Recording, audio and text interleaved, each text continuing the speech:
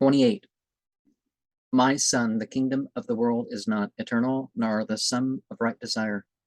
Make thou the faith-preserving intellect thy counselor, and, considering today, tomorrow's seed field, air that come to bear, so with the harvest of eternity, all work with wisdom hath to do, by that stamped current only, what thyself to do. Art wise that do, what not, consult the wise. Turn not thy face away from the old ways that were the canon of the kings of old, nor cloud with tyranny the glass of justice, but rather strive that all confusion change by thy justice to its opposite.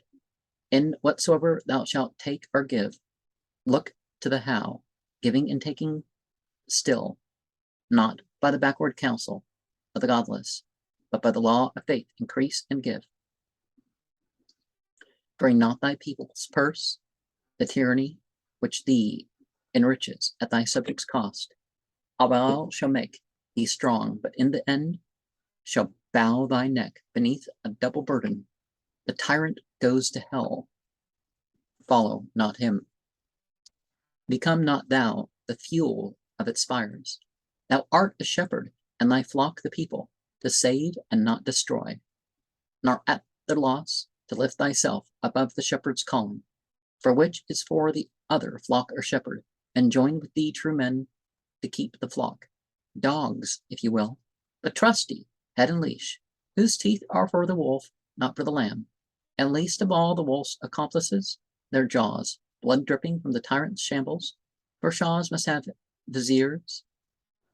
But be they wise and trusty, knowing well the realm's state, for who eats profit of a fool, and least a wise king girdled by a foolish counsel, knowing how far to shah and subject bound, on either hand, not by extortion, nor usury wrung from the people's purse, their master and their own estates, to whom enough is apt enough to make them rebel, feeding to such a surplus as feeds hell. Proper in soul and body be they, pitiful to poverty, hospitable to the saint.